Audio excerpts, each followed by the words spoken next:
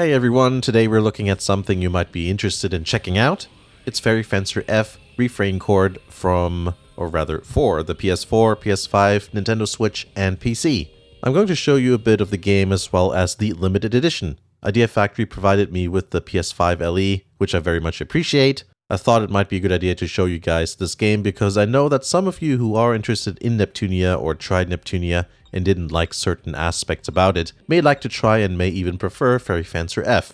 People who are interested in strategy RPGs, you might want to check Refrain Chord 2, especially if you've tried Disgaea and thought it was a bit too much or complex. Nep and Fairy Fencer share the same developers, humor, art style, and even basic gameplay. But there are key differences that some people may appreciate. Fairy Fencer F has a lot more male characters. In fact, the MC is a guy. The setting is much more traditional fantasy than Neptunia is, which has a sci-fi theme, of course. Not to mention there aren't so many games in the series, which can be overwhelming for a newcomer. Originally a PS3 game, Fairy Fencer F looked and played a lot like a Neptunia game. The game was eventually remade or expanded into Fairy Fencer F Advent Dark Force. It's not a sequel, but rather it can be thought of as the first game with added content because, well, that's what it is. Refrain Chord, on the other hand, is a continuation of the story, but the gameplay is a strategy RPG instead of a JRPG. It's made by Sting, the same people who made Hyper Devotion Noir for the Neptunia series, and if you have experience with that, then this will look very familiar to you. I've played the first game a little bit, first game of Fairy Fencer F, that is. I did a few streams several years ago, you may remember that if you were around back then, so I'm familiar with the basic premise. Basically, long ago there was a war between the Vile God and the Goddess. They ended up sealing each other away and left behind weapons called Furies. The people who used Furies are called Fencers. It's said that people who collect all Furies can have one wish granted, so Fencers try and collect as many as they can. Our main protagonist is a Fencer named Fang. He's a no-good, lazy, and loud-mouthed individual. There also exists fairies who are beings whose powers are sealed inside a Fury. They can take on many forms from human to definitely not human. Some can become companions to Fencers, and indeed each Fencer character usually has a fairy partner. Other notable characters are as follows. There's Fang's fairy partner Aaron. They have a bickering sort of relationship, but at the same time they get along well since they have similar character traits in many ways. Tiara, another Fencer, is the heroine of the story. Probably a good idea to bring her up, I think. She's a serious person with a rich person aura to her. At the same time, she also has some masochistic character quirks, let's call it. She gets a bit excited when verbal abuse is hurled at her, an amusing contrast with her normal, refined nature. The story is a mix between lighthearted and serious moments in a way other games like Neptunia or Disgaea are. Fairy Fencer F Refrain Chord is a strategy RPG. It's not as deep and complicated as Disgaea games are, but for many people that may be a positive.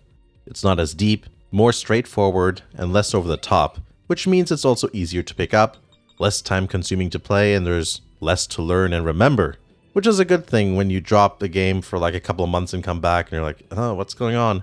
Gameplay is grid-based and turn-based.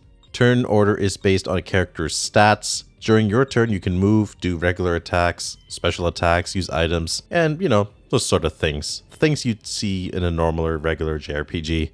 When your turn is over, you can position which way your character faces. That's important because you don't want to expose your back to the enemy.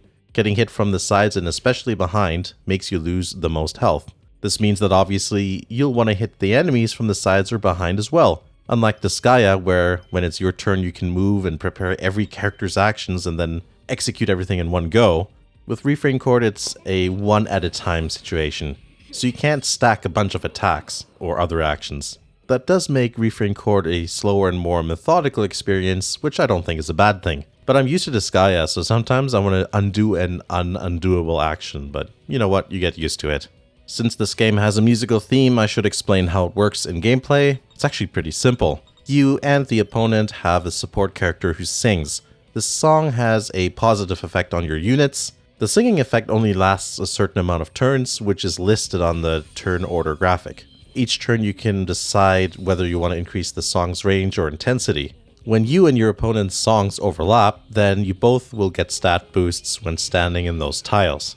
Fairies, in terms of gameplay, act a bit like equipment. Maybe that's not exactly the most ideal way to describe it, but I think you know what I mean. And you can also unlock attacks and abilities by spending points. You can find that in the pause menu. It makes sense to look at that every now and then because special attacks do have, like very specific hitboxes, I guess you could say. So it's good to have an arsenal of special attacks to maybe get an enemy normally not reachable from a weird angle or something. I think the game looks pretty good. The game itself is 3D, both the characters and the environments. Unlike with Hyperdimension Noir, where the characters are all chibi looking, in Refrain Chord they're only slightly chibi. Some people may not even notice it when not paying attention, you don't even really think about it. If you've played Neptunia games, you'll notice some familiar looking enemies.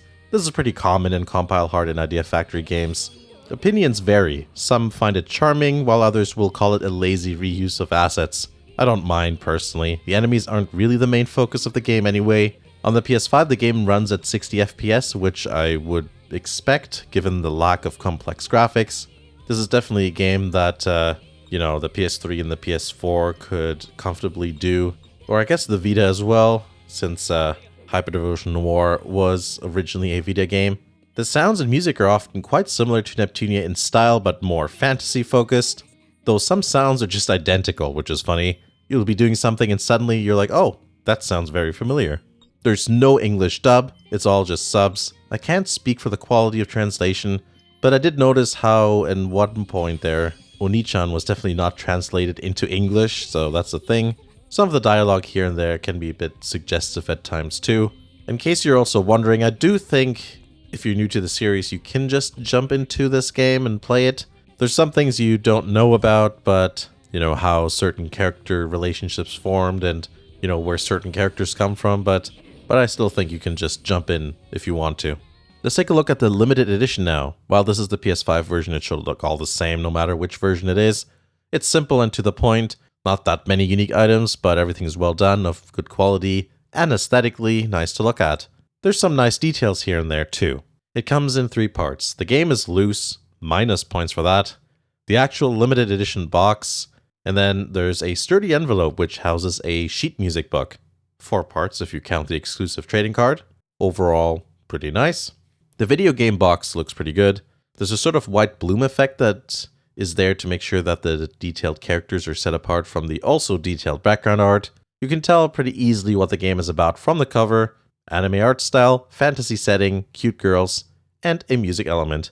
Inside there's a nice background image on the inside. That's a stupid sentence I've just written. But yeah, the image is the same as the one found on the limited edition box.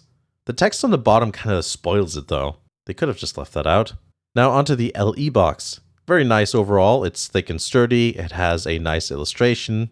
There's space between the characters and visual elements, which I enjoy. I like that there are extremes at play here too. Dark, cool colors and light, warm colors. The finish is matte, which unfortunately makes us very prone to scratches. There's marks on it just from the factory. But a really nice detail is the gold-colored accents on the side.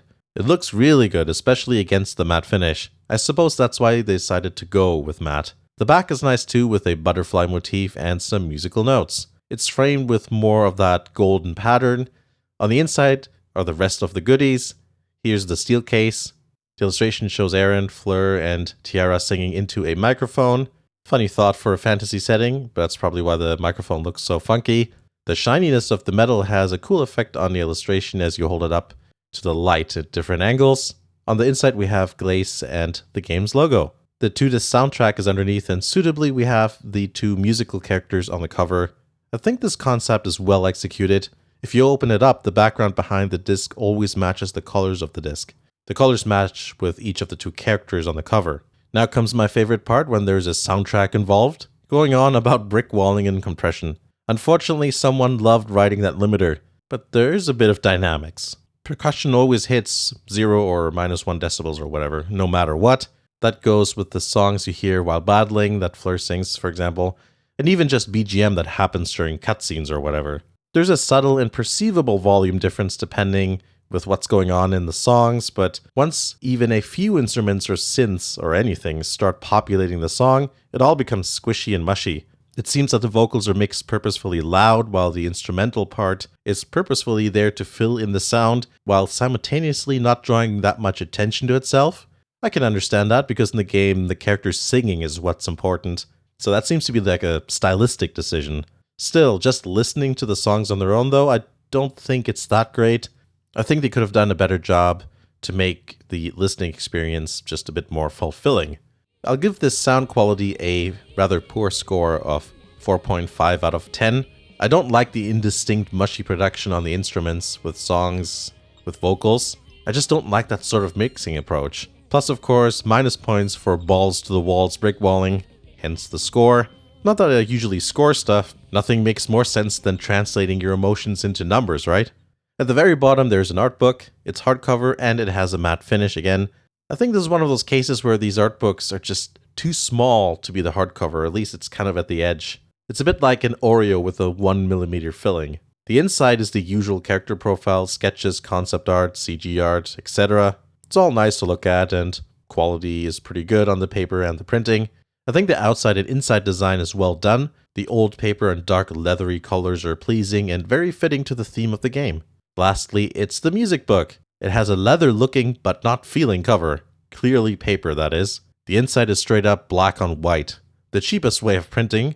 No grays whatsoever, and the paper is also a bit like a thicker version of regular printer paper, if that makes sense. That's what it feels like. It's matte and a bit rough, but definitely not flimsy or anything. So yeah, that's the limited edition. Overall, I think it's pretty good. It's not super unique, but the quality is good and it's nice to look at with good choices of illustrations and colors.